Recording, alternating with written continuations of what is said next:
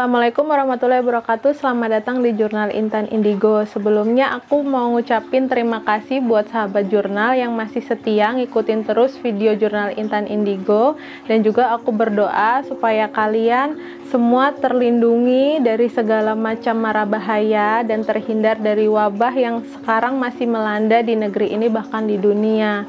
Nah, di berita-berita itu kan sekarang sering terdengar kecelakaan yang terjadi di Tol Cipali. Nah, oleh karena itu aku tertarik buat melihat dari sisi Intan gimana apa aja yang aku lihat dari kejadian kecelakaan di Tol Cipali, karena mitos yang berkembang kecelakaan itu terjadi disebabkan oleh gangguan makhluk gaib yang ada di Tol Cipali.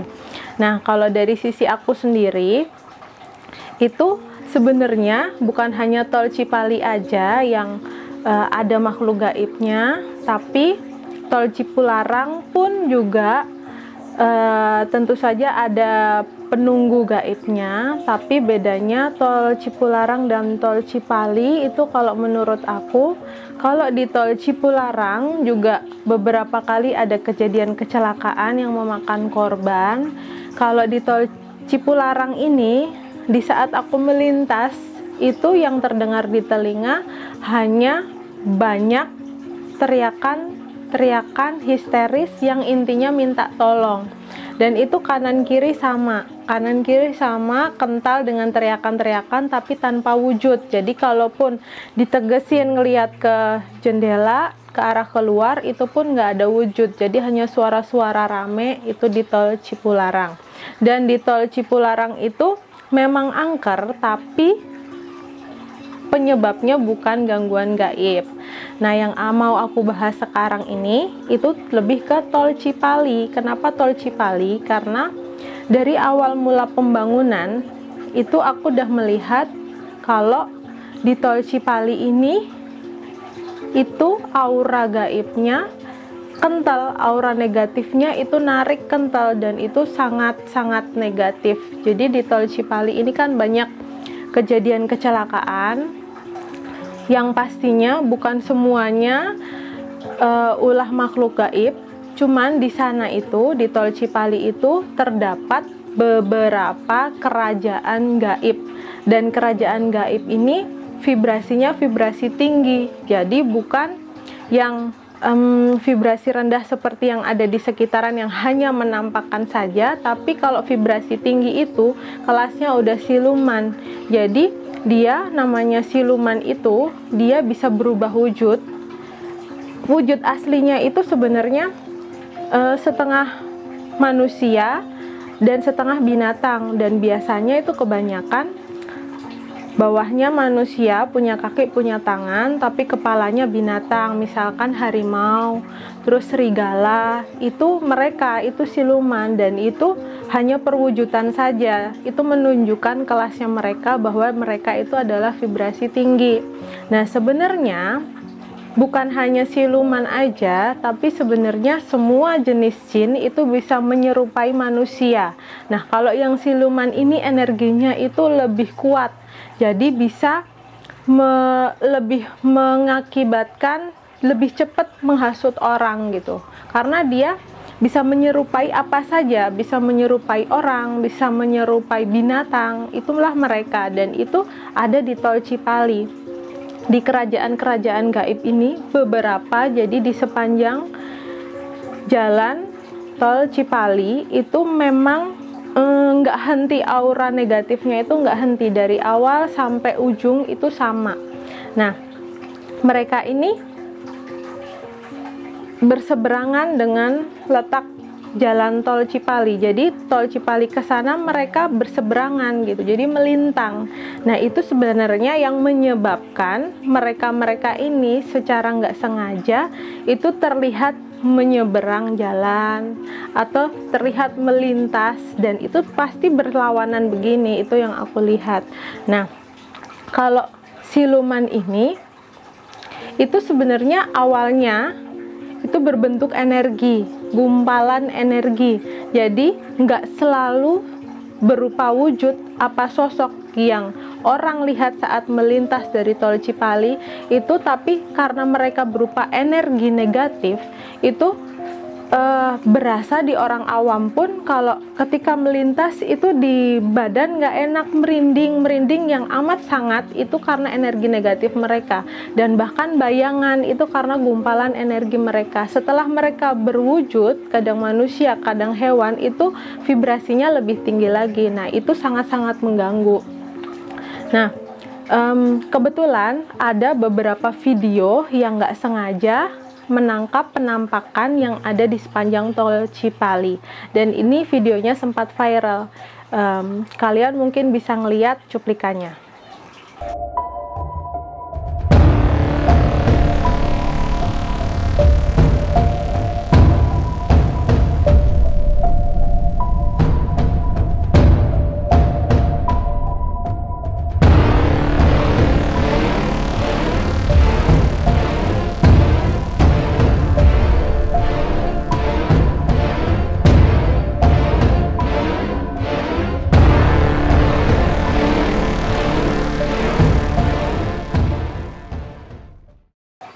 Nah, setelah kalian lihat cuplikan video penampakan itu tadi, itu ada dua penampakan.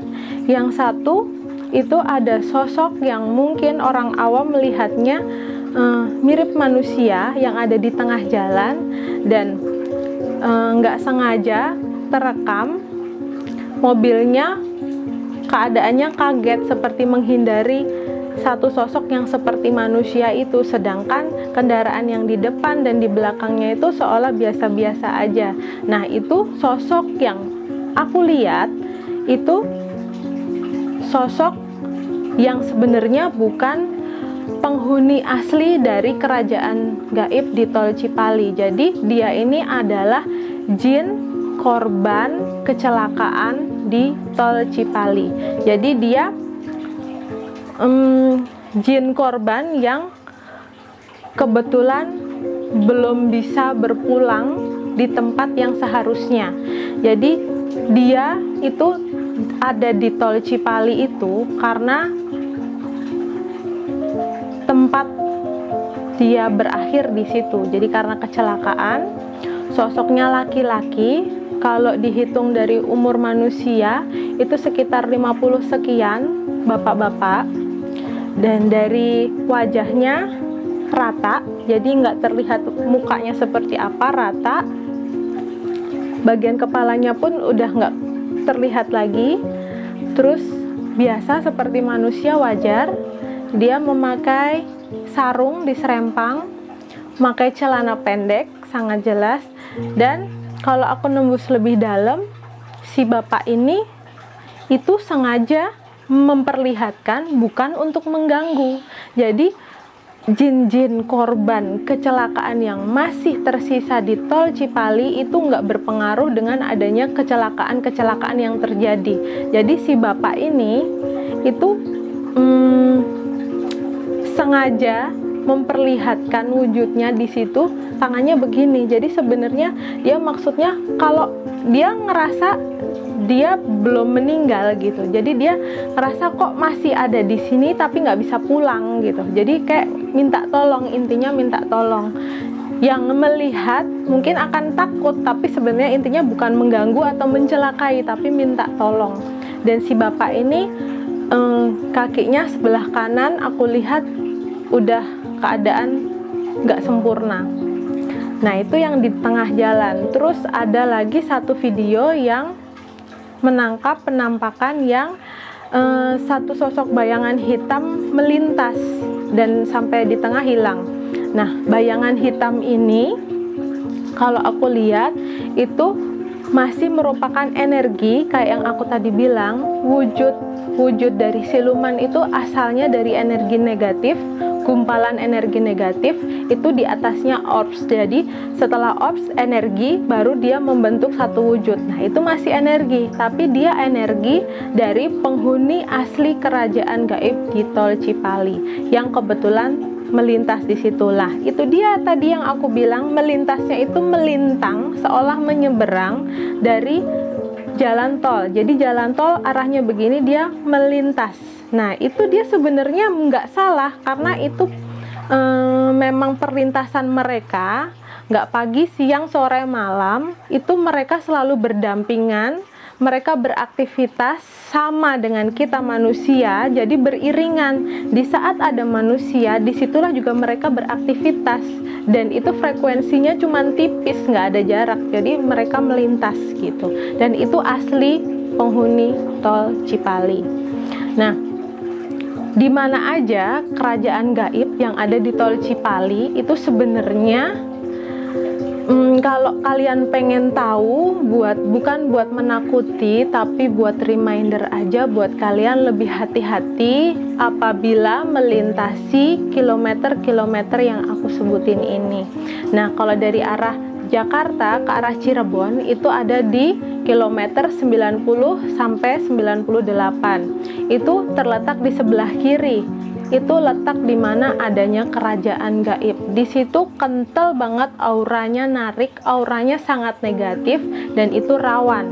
Terus ada lagi di rest area kilometer 102. Nah, di rest area ini itu beda sama yang penghuni kerajaan gaib yang tadi aku ceritain. Kebetulan di sini itu vibrasi rendah. Jadi vibrasi rendah itu jin-jin yang mungkin kalian kenalnya dengan sebutan Kunti, jadi sosok perempuan dengan baju merah, putih dan sebagainya.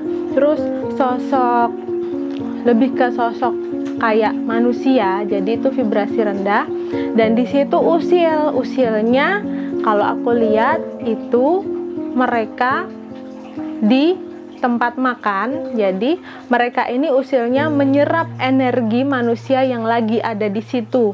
Itu makanan buat mereka gitu. Dan usilnya ada di kamar mandi atau toilet. Jadi mereka yang kadang iseng nampakin, kadang bikin orang merinding, nggak nyaman. Nah, itu vibrasi rendah yang ada di rest area KM 102. Nah, lalu di KM 109 itu kebetulan kerajaan gaibnya itu bukan hanya di sebelah kiri, tapi ini jalan tol dan ini kerajaan gaibnya besar. Itu melintang dari jalan tol, jadi ada di tengah-tengah dan itu besar dan itu seperti kabut asap hitam. Itu kalau orang yang bisa melihat atau peka itu bisa melihat kabut asap hitamnya itu. Nah, itu ada gerbang gaib yang masuk ke kerajaan gaib kayak itu. Ada lagi di titik 150 sampai 158. Itu juga ada kerajaan gaib. Nah, kalian bisa bayangin seberapa banyak kerajaan gaib di sepanjang tol Cipali yang aku sebutin. Ada lagi di KM 166 sampai 174, itu pun juga melintang. Dia ada di tengah-tengah dan itu besar.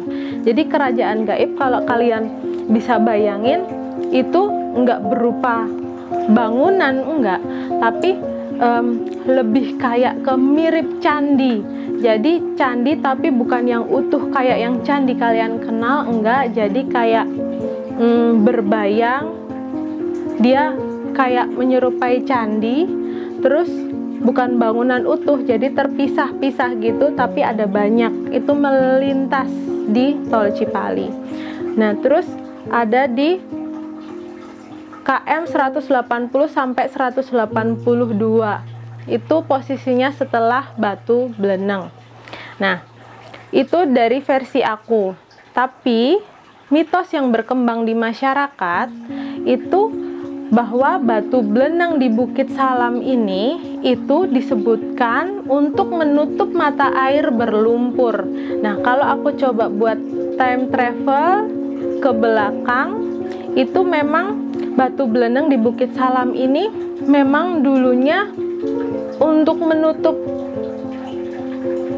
air yang berlumpur itu gitu. Jadi batunya itu ada karena dulu tol Cipali itu hutan lebat, pohonnya tinggi-tinggi, dan ada satu gunung yang memang titiknya bukan di dekat Batu Bleneng itu. Jadi Batu Bleneng itu ada di situ karena kebetulan gitu. Jadi memang ada air berlumpur di situ karena sebelumnya ditarik ke belakang lagi, si batu itu itu berasal dari gunung yang saat itu erupsi yang sangat besar. Jadi bukan hanya lahar keluar gitu, enggak, tapi itu letusan gunung, bencana alam yang besar saat itu. Dan batu-batu besar seperti batu beleneng ini banyak gitu. Dan kebetulan batu beleneng ini salah satu yang tersisa gitu.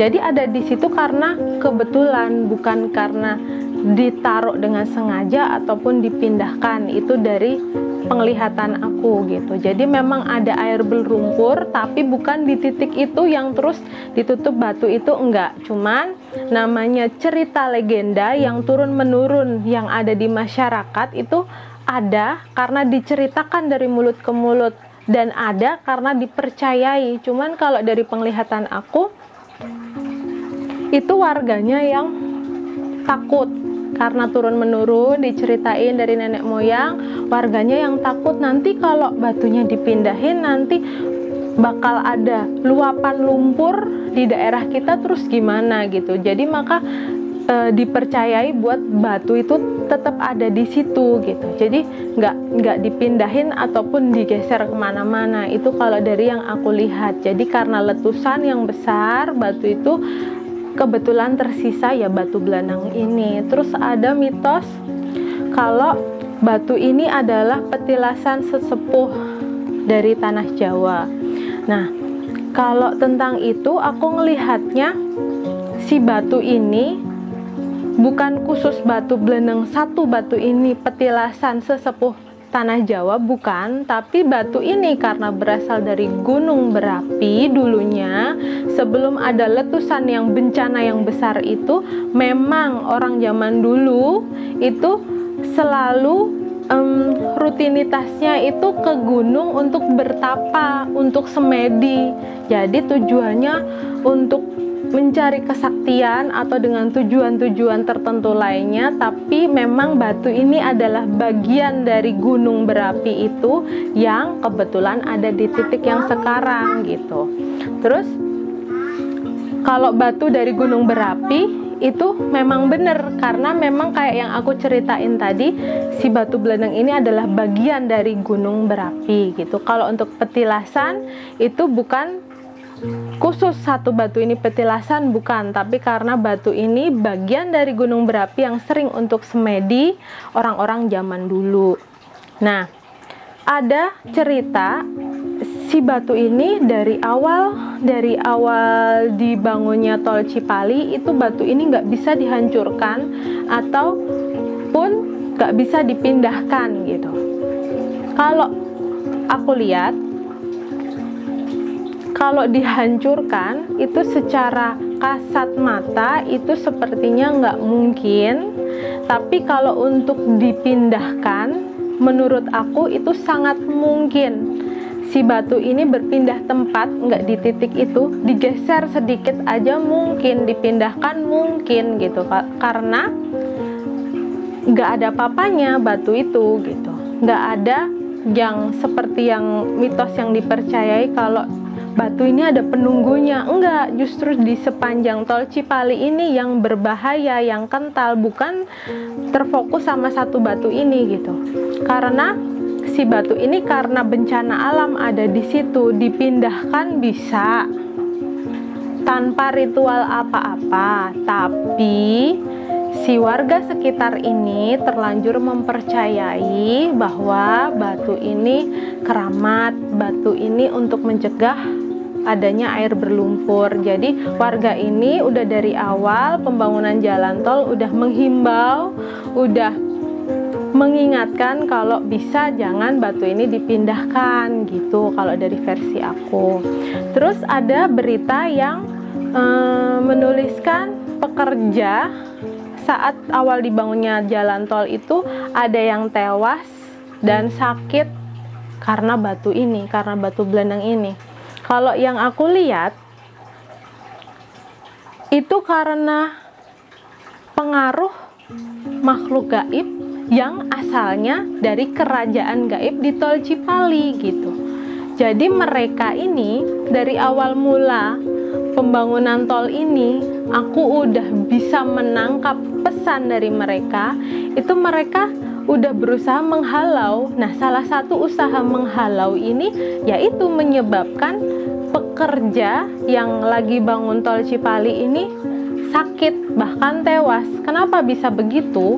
Memang jin, sosok jin maupun siluman gak ada yang bisa membunuh manusia. Itu memang benar. Tapi karena energi negatif dia yang sangat tinggi, vibrasi dia, mereka bahkan yang sangat tinggi, itu bisa menghasut, masuk di pikiran manusia, masuk di aliran darah manusia. Itu cara mereka buat menunjukkan eksistensi mereka. Jadi bukan membunuh secara langsung, gitu nggak bisa, tapi mereka masuk dari pikiran, masuk dari hati, masuk dari aliran darah. Itu kerjaan mereka. Dan memang kalau di Muslim itu memang udah disebutkan, itu memang tugas jin untuk menghasut manusia, untuk mengganggu manusia. Itu memang tugas mereka sampai nanti hari akhir gitu. Dan itu salah satu yang mereka lakukan, menewaskan pekerja. Itu cara dia menghalau buat protes kalau ini tempat mereka, ini tempatku, jangan dibikin mau jalan tol atau apapun. Mereka keberatan karena dulunya hutan dan mereka ada jauh sebelum ada kehidupan manusia di situ. Jadi mereka keberatan, terusik dengan adanya pembangunan jalan tol Cipali.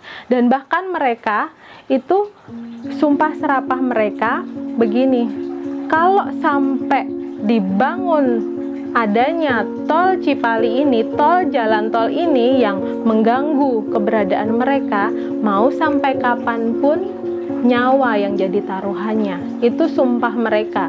Jadi aku tahu dari awal, kok begini amat ya, tapi galak gitu loh. Tapi makin kesini makin terbukti, dan tandanya itu ulah mereka itu selalu ada nyawa, selalu meminta korban.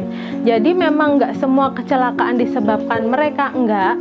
Jadi ada faktor-faktor yang lain seperti ngantuk dan teknis dan lain sebagainya itu ada, tapi tandanya kalau ulah mereka itu selalu meminta korban ataupun nyawa. Dan itu sumpah mereka dari awal mula dibangunnya tol Cipali. Jadi mula dihancurkan, ditebangin pohonnya, awal banget itu mereka udah dengan 1000 cara menghalau untuk mencelakakan pekerjanya, bikin sakit kok bisa banget karena dari energi negatif. Dan itu yang paling memungkinkan buat bikin sakit manusia dari energi negatif, itu langsung dari mereka. Terus bikin lewat mimpi masuk ke alam bawah sadar mereka yang berhubungan dengan pembangunan tol ini. Terus makin kesini jadi muncul rasa takut, makin kesini orang mengakui keberadaan mereka, tahu eksistensi mereka, makin meyakini. Jadi pengendara-pengendara yang lewat di jalan tol Cipali itu kadang teralihkan pikirannya. Jadi ingat keberadaan mereka gitu. Jadi ingat keberadaan mereka karena mengingat frekuensinya sama, makanya lebih gampang buat mereka menghasut manusia. Itu eksistensi penghuni kerajaan gaib di tol Cipali. Nah, mereka ini sering banget kayak yang aku bilang, siang itu muncul begitu saja. Dan bahkan orang yang mengendarai itu sering banget lewat, nggak perlu dengan kemampuan khusus, itu sering banget ngelihat mereka lewat melintas yang jadi hilang fokus gitu, itu sering banget. Terus tol Cipali ini mau sampai kapan gitu memakan korban? Kalau yang aku lihat bukan menakut-nakuti kalian, enggak, cuman aku menyampaikan apa adanya yang aku lihat. Selama adanya jalan ini mau sampai kapanpun, mereka, sumpah mereka yang udah mereka sebutkan dari awal, itu adalah nyawa taruhannya. Jadi mereka pengen bikin celaka siapapun yang dirasa mengusik mereka. Gimana nggak mengusik, orang biasa lewat kan mereka melintang gini kerajaannya. Jadi mereka akan selalu merasa terusik. Makanya sampai kapanpun itu pasti akan memakan korban. Dan ulah dari mereka selain pasti ada nyawa, juga pasti kondisinya itu nggak logis. Jadi sepertinya nggak ada apa-apa, kecelakaan tunggal, ataupun kalau ada beberapa kendaraan itu secara fisik terlihat sangat-sangat parah. Nah, itu ulah dari mereka, itu tandanya itu. Nah, kesimpulannya, kalau aku boleh berpesan ke kalian, cerita aku ini, sharing aku ini bukan buat ditakutin, bukan juga buat dipercaya, tapi apapun itu, kematian, kehidupan itu semuanya ada di tangan Allah. Jadi untuk kalian yang mau berkendara, mau itu di Tol Cipali ataupun di mana aja, alangkah lebih baiknya bukan hanya ketika mau berkendara berdoa, tapi selama berkendaraan itu berdoa. Jadi ingat sama Sang Pemilik hidup. Jadi pikirannya nggak kemana-mana, karena mereka bisa banget masuk ke pikiran. Kalau bisa saat berkendara itu fokus, jadi nggak membawa masalah dari rumah, dari manapun. Jadi saat berkendara itu menutup kemungkinan untuk mereka menghasut lewat pikiran manusia. Nah, terus nggak usah nginget-nginget gitu. Waktu melintas di Tol Cipali nggak usah ingat-ingat kalau adanya mitos ataupun penghuni. Nah, itu insya Allah akan menghindarkan kita dari kecelakaan yang selama ini banyak terjadi. Itu aja yang bisa aku sharing ke kalian. Jangan lupa selalu ambil positifnya dari apa yang kalian dengar. Jangan lupa subscribe, like, dan share. Terima kasih. Wassalamualaikum warahmatullahi wabarakatuh.